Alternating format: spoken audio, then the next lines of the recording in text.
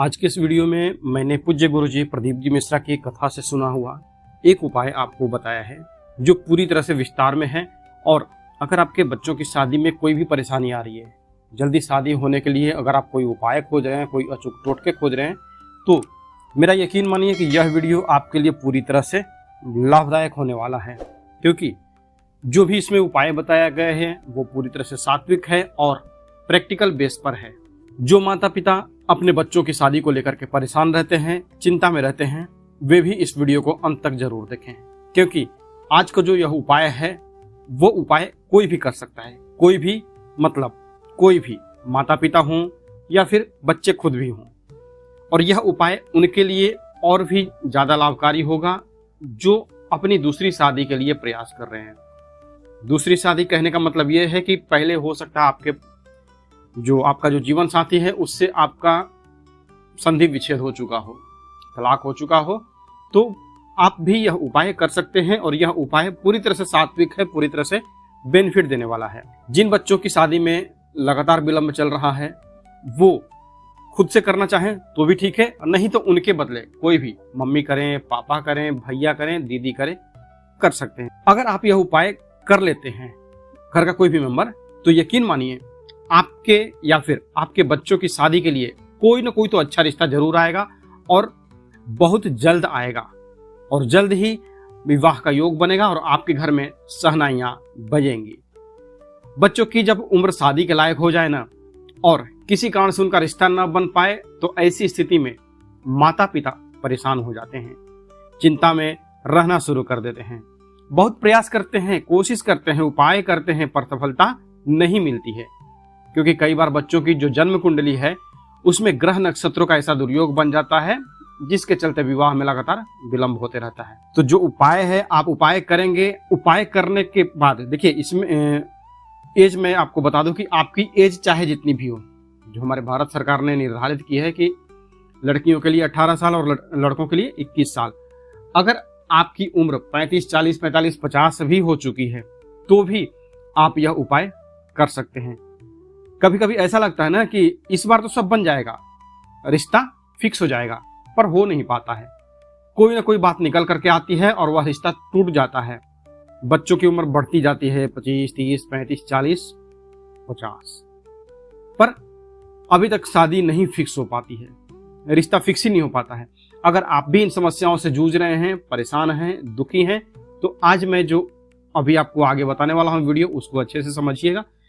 कुछ समझ में नहीं आए तो वीडियो को 2 बार देखिए, 3 बार देखिए, और फिर भी समझ में नहीं आए, क्योंकि मैं ज्यादातर होता है मैं डिटेल में वीडियो बनाता हूं, एक एक चीजें आपको क्लियर करते जाता हूं, पर फिर भी कुछ परेशानी हो तो आप मुझसे कमेंट में। अब देखिए यह उपाय जो है किसी भी शुक्ल पक्ष के गुरुवार को करना है। मैं मैक्सिमम ऐसे उपाय बताता हूं जो कभी भी किए जा सकते हैं, किसी खास दिन के लिए नहीं, मतलब कि आपका अक्षय तृतीया हो या फिर कुछ खास वैसा मौसम हो, पुष्य नक्षत्र हो, होते तो हैं, पर मेरे जो होते हैं ना, मैं अब मान लीजिए अभी अक्षय तृतीया अगले साल आने वाली है, तो फिर कैसे आप करेंगे? अभी 1 साल रुकेंगे नहीं ना, तो मैं वैसे तोड़ तोड़ के उपाय बताता हूं कि आप कभी भी करें और जल्द आपके घर में शहनाइयां बजे। तो यह जो उपाय करना है वो आपको शुक्ल पक्ष के गुरुवार को करना है। शुक्ल पक्ष के पहले गुरुवार से आपको यह उपाय प्रारंभ करना है और लगातार 7 गुरुवार तक करना है। इसमें ज्यादा कुछ खर्चा नहीं है, ना के बराबर आपका ये खर्च है। इसमें आपको सामान क्या चाहिए? तो आपको चाहिए एक मौली, जो हाथों में हम धागा बांधते हैं ना, कलावा, वो कितना चाहिए मौली? मौली चाहिए जैसे आपके बच्चे की, लड़का हो या लड़की हो या जिनकी शादी करनी हो, उनकी जितनी लंबाई है, एक दीवार पर आप उनको दीवार से चिपका दीजिए और उनके पैर से लेकर सर तक की देखिए कि एक हाइट कितनी आ रही है। जितना दीवार पर उनका निशान बना ना, सर के ऊपर आप हाइट नाप लीजिए। और मौली जो है, जैसे मान लीजिए कि आपके बच्चे की हाइट या लड़की की जो हाइट है वो 5 फीट या 6 फीट है, तो मान लीजिए कि 6 फीट है, ठीक है। तो अब 6 फीट जो लंबाई है, मौली हमें कितना चाहिए? उसमें 7 गुना करना है, मल्टीप्लाई जो है वो 7 से करना है। तो लड़का 6 फीट का हो गया, तो 6 फीट इंटू 7 कितना हो गया? 42 फीट हो गया। जो खर्चा है आपका बस मौली में ही ज्यादा है, ठीक है, बाकी आगे उतना खर्चा होने वाला नहीं है। तो आपको 42 फुट की मौली लेनी है, दुकान पे आपको मिल जाएगी, ठीक है, कोई दिक्कत नहीं है। अब जो मौली है उसको क्या करना है, एक कटोरी में आप हल्दी पाउडर लीजिए, उसमें गंगा जल डाल करके उसको एक घोल बना दीजिए। हो गया। उस मौली को उस कटोरी में डाल दीजिए, 5 मिनट के लिए कम से कम छोड़ दीजिए। उसके बाद अब एक आटे का दिया बनाएं, आटा गूंथिए थोड़ा सा अच्छा सा, और उसको दिया बना करके उसमें कलावे की ही बाती जलाइए। जो बाती अब बनाएंगे वो कलावे की ही लगाएंगे, और उसमें घी का प्रयोग करेंगे, शुद्ध घी। शुद्ध घी जो आप खाते हैं वही घी प्रयोग कीजिएगा। वो 150 वाला जो पूजा का घी आता है वो मत खरीदिएगा। मैं अपने मैक्सिमम वीडियो में यही कहता हूँ कि जब रिजल्ट नहीं मिलता है तो लोग निराश हो जाते हैं, होते हैं ना, क्योंकि आपने पूरे मनोयोग से किया है, आपने भगवान से निवेदन भी किया है, सारा कुछ किया है, पर थोड़ी सी अगर जो मिस्टेक हो जाती है उसके चलते आपका जो उपाय है वो फलीभूत नहीं हो पाता है। तो चीजों को एक एक करके सही से सुनते जाइएगा और कैसे कैसे करना है वही करिएगा। आटे का दिया बनाइए, बाती जो है वो कलावे की हो गई, और घी का दिया, ब्रांड आप चाहे जो भी यूज करें। स्टील के लोटे में क्या कीजिएगा, एक लोटा स्टील का लीजिएगा, उसमें गंगा जल डाल दीजिए, मिश्री डाल दीजिए। मिश्री आप चाहे जो भी यूज करें, ढेला वाला भी आता है, और ढेला वाला मतलब वो धागे में फंसी हुई रहती है वो मिश्री, और थोड़ा सा उसमें हल्दी डाल दीजिए और थोड़ा सा गुड़ डाल दीजिए। ये जो सारा प्रयोग करेंगे आप अपने पूजा घर में, जहां आपका पूजा घर है वहां पर आप इसको संपन्न कीजिए, ठीक है। अब इसके बाद जो आपके पास 3 चीज तैयार हो गया ना, एक तो आपका मौली जो 42 फीट मौली है वो हो गया, दूसरा आपका आटे का दिया बन के तैयार है, आपने घी भी उसमें डाल दिया है और कलावे की बाती डाल दिया, और स्टील के लोटे में आपने गंगा जल, मिश्री, हल्दी और गुड़ डाल के तैयार कर लिया है। गंगा जल मतलब कम हो तो आप सादा पानी मतलब कि शुद्ध पानी भरिए उसमें लोटे में, और थोड़ा सा गंगा जल उसमें डाल दीजिए। हो गया है। अब ये जो लोटा है पीपल के पेड़ के नीचे ले जा करके वहां पर जल अर्पण कर दीजिए। पीपल के जड़ में जल गिरा दीजिए, जो लोटे का जल है, जो आपका चारों उसमें मिक्स था ना सामग्री, वो सारी आपकी पीपल के जड़ में आ गई। और जल अर्पण करते समय में आपको जो मंत्र है वो बोलना है, ओम नमो भगवते वासुदेवाय। विष्णु भगवान का जो मंत्र है वो आपको वहां पर जल गिराते गिराते बोलना है।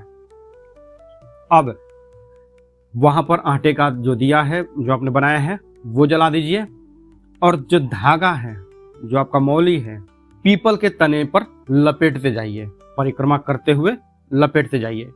हाँ, उसके बाद जब आपका काम खत्म हो जाए, ठीक ना, तो जैसे जो 42 फीट है तो आपका चाहे जितनी बार में, पीपल का जो पेड़ है उसके साइज पर भी होता है, मोटा है पतला है, तो आपका चाहे जितनी बार में भी वो 42 फीट का जो धागा है वो खत्म हो जाए, खोल दीजिए, चाहे 9 बार में हो जाए, 11 बार में हो जाए, उससे कोई टेंशन नहीं है, ठीक है।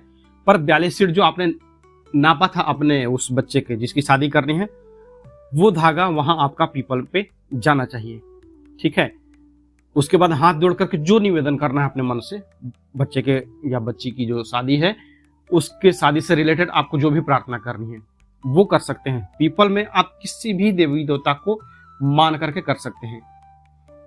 ये एक पीपल का पेड़ एक ऐसा है जैसे कि हमारे घर में आईना होता है ना, तो आईना में मम्मी देखे, पापा देखे, सबको उसका ही चेहरा दिखता है, जो देखेगा आईना उसका ही चेहरा दिखता है, ठीक। उस तरह से पीपल है, आप पीपल पे चाहे जिस भी देवी देवता का मतलब आसन मान करके आप निवेदन कर सकते हैं।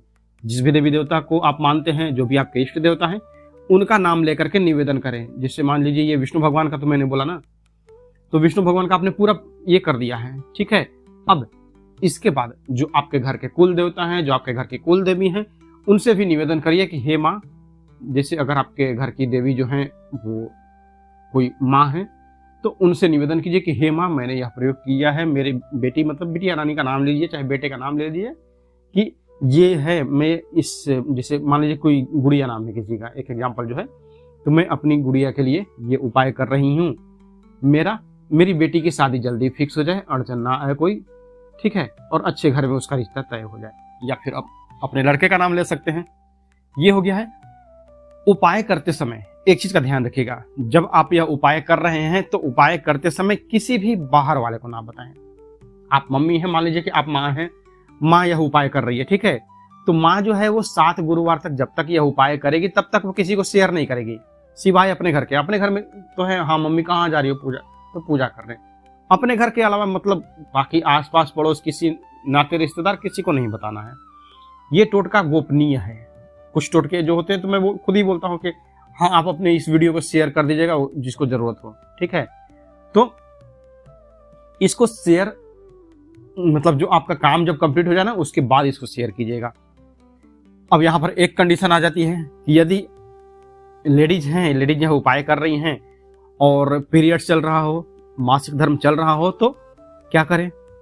तो उस गुरुवार को आप छोड़ सकते हैं और उसके बाद जो गुरुवार आएगा वो चाहे कृष्ण पक्ष में आए। मान लीजिए कि आपने प्रारंभ तो करेंगे आप पहले इस गुरुवार को, शुक्ल पक्ष के गुरुवार को प्रारंभ करना है। उसके बाद मान लीजिए बीच में आपका गैप हो जाए, क्योंकि 7 गुरुवार है तो बीच में ब्रेक होना ही होना है।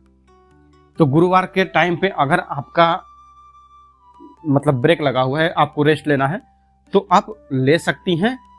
उस गुरुवार को छोड़ के अगले गुरुवार से आप जो जितना आपका जो रिमेनिंग गुरुवार है, जितना बाकी गुरुवार है, वो आप कंप्लीट कर सकते हैं, ठीक है।